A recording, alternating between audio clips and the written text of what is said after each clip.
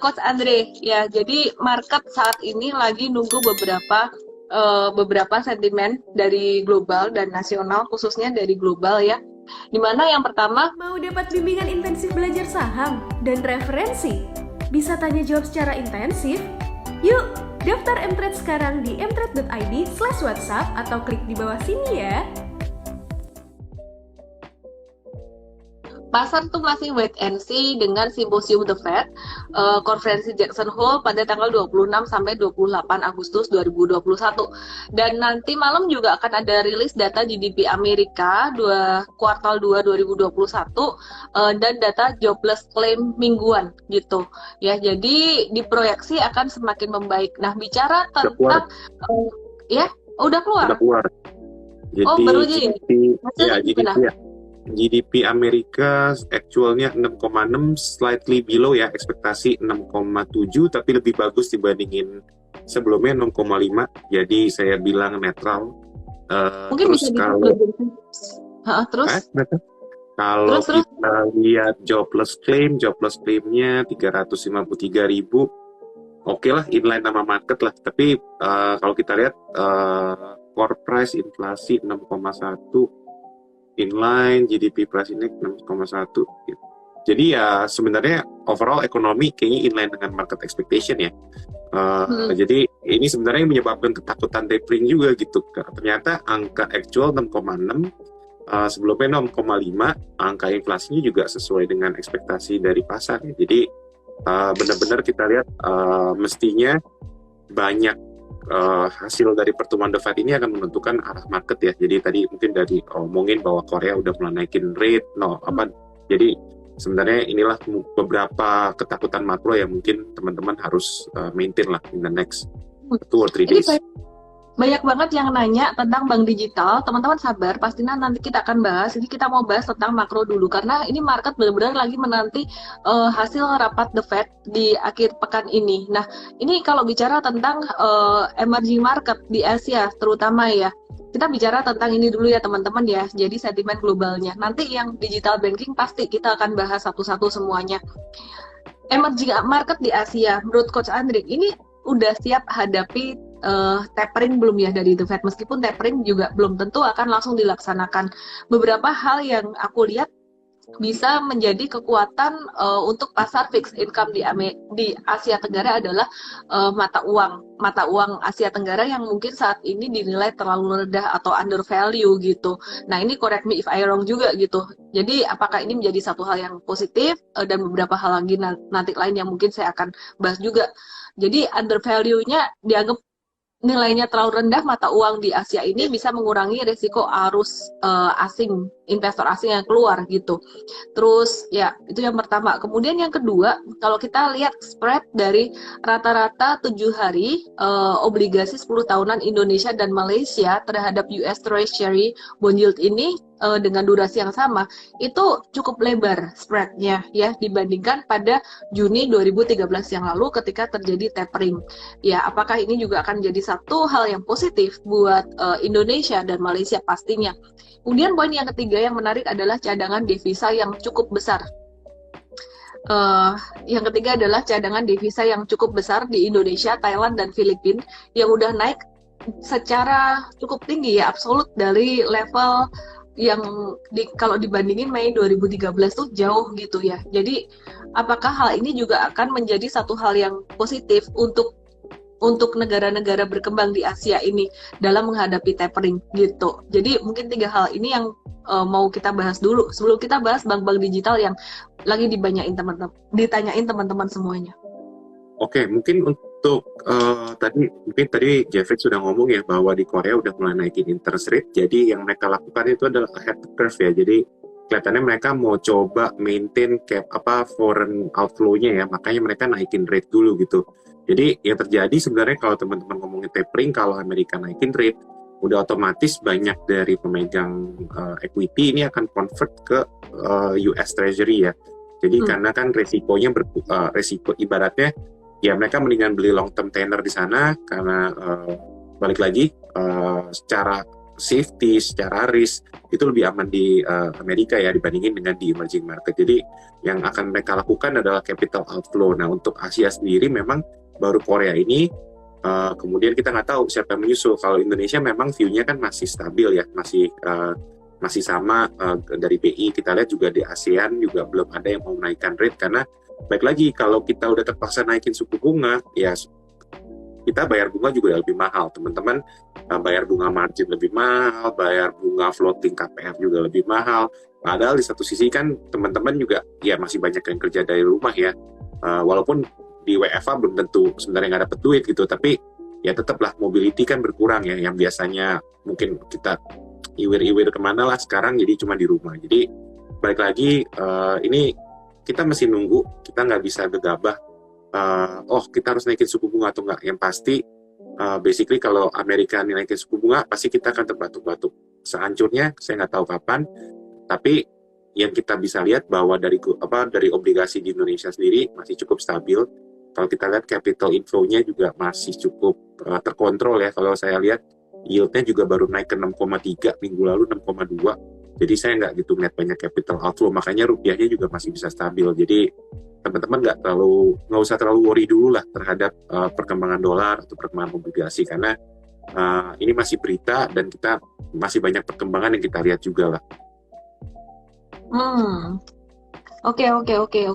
Nah ini sebelum kita bahas tentang saham-saham bank digital, ini juga aku mau update tentang ada rencana IPO dari salah satu tech company unicorn nggak ya di Indonesia, Blibli. Jadi Blibli ini platform e-commerce dari grup Jarum ya.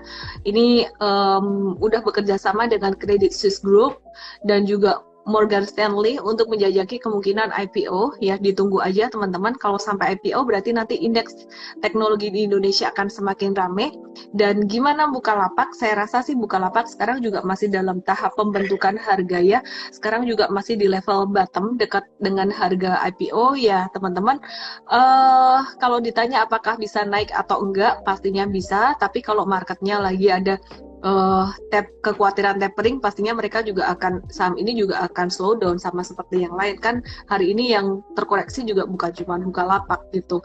Berinvestasilah sejumlah nominal yang teman-teman siap dengan risikonya, itu aja. Terus kemudian hari ini banyak banget ditanyain tentang saham-saham bank digital. Tapi sebelum aku ngomongin tentang saham bank digital, ini kita mau bahas tentang laporan keuangan dari beberapa perusahaan yang udah rilis ya pada kuartal 2 2021. Yang menarik ada TOWR, ini secara kuartalan dia labanya naik 14%, kemudian untuk secara tahunannya dia naik 29%. Terus ada yang lebih menarik lagi yaitu LPPF. LPPF ini labanya dia naik 758,4% secara kuartalan dan naik 248% secara tahunan. Coach Andre, kenapa sih LPPF ini malah naik di tengah pandemi? Resultnya, laporan keuangannya. Mungkin kalau baru naik cukup banyak, mungkin bisa dilihat base tahun lalu juga cukup rendah ya. Tahun ini kelihatannya kan memang secara pelonggaran ekonomi juga lebih mending ya. Kalau kita lihat kan di second quarter, teman-teman sendiri kan bisa dibilang lebih belanja ya dibandingin dengan tahun lalu. Kalau bandingin lebaran tahun lalu pun juga lebaran tahun 2020 sama tahun 2021 masih meriahan 2021 gitu. Jadi kita lihat sebenarnya itu ada improvement di ekonomi. Kan ini baru-baru aja ya, kemarin kena PPKM kita di bulan Juli. Jadi kelihatannya kalau di bulan kuartal 3, kelihatannya mereka ikut hilang 1 bulan. Tapi sebenarnya bagi retailer ini kan yang paling penting, kayak RALS, kayak LPPF itu, event yang paling penting adalah lebaran. Dan mereka tahun ini, fortunate mereka bisa dapat lebaran ya. Jadi saya rasa itu sih sebenarnya yang ngedrive dari revenue LPPF ya, yang lebih bagus dibandingin tahun lalu. Tapi baik lagi, tahun lalu base-nya kecil banget, jadi kita mesti lihatnya lebih holistik aja. Tapi saya lihat sih ini karena kuartal 2 tahun ini jauh lebih baik ya dibandingin dengan tahun lalu. Banyak yang nanya kenapa investor asing beli di Bukalapak tapi kok harga sahamnya nggak naik-naik. Sebenarnya kemarin udah naik, gimana mau lanjut naik kalau para nyangkutersnya ketakutan terus pada jual-jualin gitu loh. Jadi ini bull dan bear bertarung, ya udahlah gitu ya. Jadi teman-teman yang nggak tahan dengan ini koreksi ya, bisa siap-siap untuk mulai kurangin posisi gitu, kalau nggak siap fluktuasi. Banyak juga yang nanya saham BBYB kenapa hari ini turun. Wajar dong, ada naik ada turun. Teman-teman perhatiin ini BBYB. Dia itu udah naik dari kalau dihitung dari sebulan yang lalu tuh naiknya mungkin udah ratusan persen gitu. Tapi aku nggak usah jauh-jauh sampai sebulan yang lalu. Ini aku hitung dari Jumat kemarin aja. Mtrade beli sekitar di Jumat ini.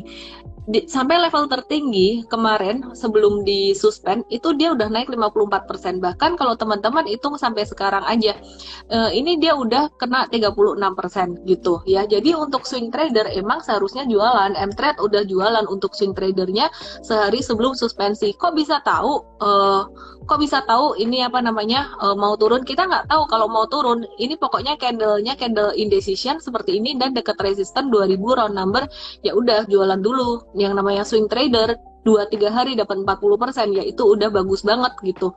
Dan teman-teman pertanyaannya apakah ini udah levelnya buat nyerok? Kalau menurut aku sih belum. Jadi di Mtrade tadi pagi di morning briefing juga kita ngomong bahwa kalau sampai ini ada koreksi kita tuh mau banget masuk, tapi bukan hari ini gitu. Jadi kita masih nunggu koreksi yang lebih agak-agak dalam lagi dari orang-orang yang profit taking.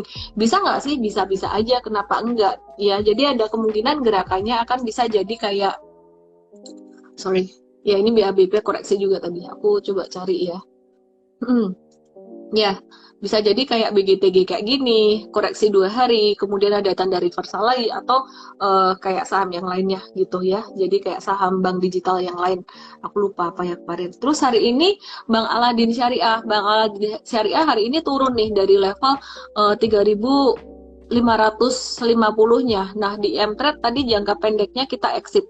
Jangka pendeknya kita jualan dulu untuk melindungi modal. Jadi aku coba kasih lihat, kita cut loss di sini BANK. Ya, kita cut loss sekitaran 2-6%. Kenapa kita cut loss tadi? Sebenarnya karena alasan udah kena mathematical stop loss. Jadi untuk BANK-nya. Terus kemudian untuk yang jangka menengahnya kita masih hold profitnya min 1,4-14% karena range-nya cukup besar. Tapi kayaknya kalau sampai ada koreksi lagi, ini jangka menengah bisa exit juga nih. Makanya besok atau Senin ini kalau penentuan ya, ini penentuan kalau BANK-nya naik kita akan nge-hold. Tapi kalau misalkan sampai turun lagi jangka menengah pun kita akan exit dulu gitu. Wah, kok dibuang, kok dijualin, katanya bagus. Ya bagus kan secara story. Secara kenyataan kita harus bandingin dengan technical gitu ya. Jadi kita nggak mau lagi kayak dulu kita lihat story saham ini bagus terus kita percaya banget dengan story-nya, nggak mau kayak gitu. Jadi kalau memang secara story bagus tapi teknikalnya jangka pendek turun, ya exit dulu gitu. Baru nanti kalau bagus masuk lagi. Coach Andre ngelihat saham-saham perbankan digital ini gimana? Saya rasa wajar ya untuk profit taking ya. Apalagi kita lihat banyak teman-teman ini mungkin yang strateginya adalah sell on strength karena mau persiapan serok misalnya kalau nanti berita tapering ini terjadi. Jadi wajar aja. Untuk saya pun juga saya strateginya lebih ke arah sana ya. Balik lagi waktu itu saya udah ngomong bahwa mungkin yang saya biasanya trading satu posisi mungkin 10 juta, ya mungkin sekarang masuknya juga cuma mungkin 6 juta. Ataupun kalau misalnya mau average down atau average up juga angkanya juga lebih sedikit. Jadi sebenarnya ini wajar ya, bukan satu hal yang nggak make sense gitu. Dan kalau kita lihat di Amerika pun juga kelihatannya masih banyak yang sell on strength juga dan persiapan untuk Jumat ini. Jadi ya wajar kalau untuk taking profit, valuasi juga udah nggak murah kan semua. Balik lagi kita mesti lihat logik juga ya, gimana makro, gimana fundamental, terus gimana pilihan stoknya saat ini gitu. Kalau teman-teman nggak masuk ke stock out ekonomi, ya pasti pilihannya either taking profit yang bank digital atau ya udah ngapain gitu. Jadi ya wajar sih kalau marketnya sideways kayak begini. Oke, BBIB tadi support di berapa udah aku bahas ya teman-teman ya. Terus BBKP sekarang lagi di support. BBKP lagi di support sih. Jadi Aku coba cek dulu nih BBKP. Disclaimer juga ya teman-teman. Mungkin Coach Andri bisa jelasin untuk sentimen fundamentalnya BBKP gitu. Jadi BBKP sekarang memang lagi masih di area-area support di sini. Ya, dan tadi turun juga dengan volume transaksi sangat kecil. Jadi menurut aku sih ini masih bisa diperhatikan ya untuk BBKP ya, termasuk untuk BGTG juga masih bisa diperhatikan gitu. Ya, jadi dua ini memang tadi nggak bisa. Tadi BGTG itu udah mau naik, tapi nggak jadi terus gitu. Jadi antara daya beli dan tekanan jualnya tuh benar-benar fight banget di sini. Tapi ini menarik sih, merah dua terus hijau. Disclaimer juga ya teman-teman ya. Nah, Coach Andre kalau sentimen dari BBKP sendiri gimana nih untuk rencana jual saham dari Bosowa ke Bosowa. Kukmin atau Kemarin sih beritanya yang mengharuskan Bosowa untuk exit ya, atau tetaplah pemegang saham pengendalinya adalah dari Kukmin. Cuma kita nggak tahu prosesnya kayak gimana. Mungkin ini butuh some time lah, atau butuh waktu ya. Jadi kalau perhatikan kayak BBYB pun juga Asabi keluarnya kan juga pelan-pelan ya. Jadi wajar sih sebenarnya kalau misal Bosowa harus keluar terus keluarnya pelan-pelan. Ya baik lagi mungkin juga mereka akan cari exit price yang cukup bagus ya. Nanti kalau mereka beneran full exit, saya rasa akan lebih enteng ya. Tapi balik lagi itu cerita sentimen fundamentalnya, mungkin cerita sentimen ya teman-teman investor retail. But kita lihat semua market hari ini, semua stock market ya ke-drag dari berita tapering ya. Jadi kelihatannya faktor makro lebih bermain banyak sih dibandingin dengan apakah si Bosowa akan keluar atau enggak. Saya lihat lebih banyak faktor makro dibandingin dengan fundamental perusahaan.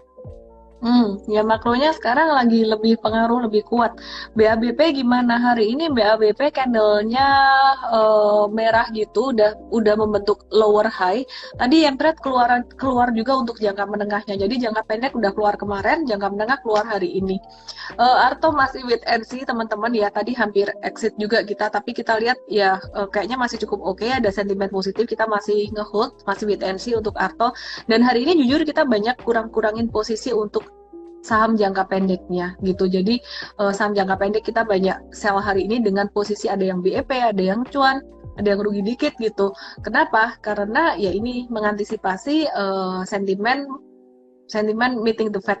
Karena kemarin habis meeting the Fed terus habis itu market jatuh lumayan, padahal Senin nanti juga belum tentu jatuh sih. US masih naik-naik aja, masih oke-oke aja. Sebelum aku lanjutin lagi untuk bahas saham yang lainnya, agro nih banyak yang nanya juga, Coach Adri mungkin nanti mau dibahas fundamentalnya.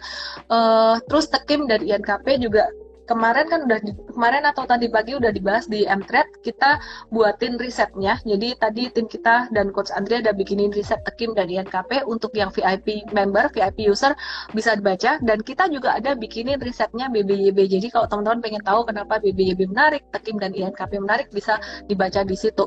Sebelumnya aku mau infoin bahwa besok tuh ada seminar Financial Planning, the first. Pertama kali kita bikin seminar Financial Planning bekerja sama dengan Finansialku dan Melvin Mumpuni.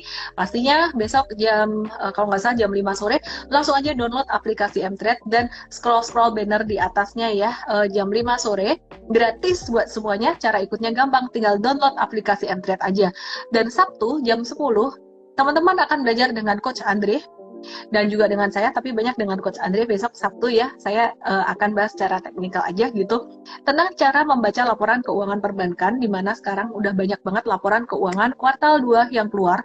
Dan kemarin waktu kita nge-live dengan BCA, Bank Mandiri, BNI, dan next akan dengan BRI, itu teman-teman banyak yang bingung. Ini istilah ini perbankan ini apa sih? Bingung ya. Terus bedanya apa sih baca laporan perbankan dengan laporan yang non perbankan? Itu akan dibahas di Kupas Tuntas besok Sabtu jam 10.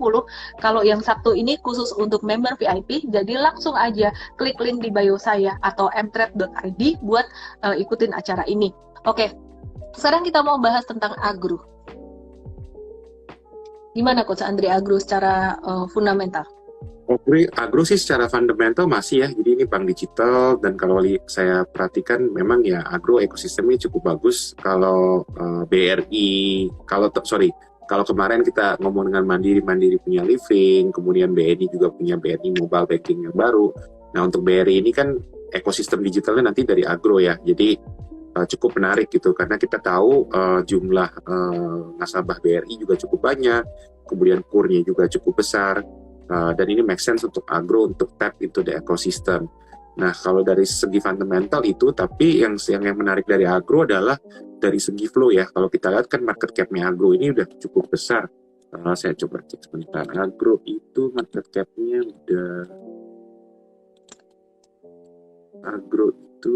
market cap-nya udah 47 T ya. Jadi udah cukup besar market cap-nya. Mungkin di LQ45 juga ini udah mungkin hampir di top 20 kali ya.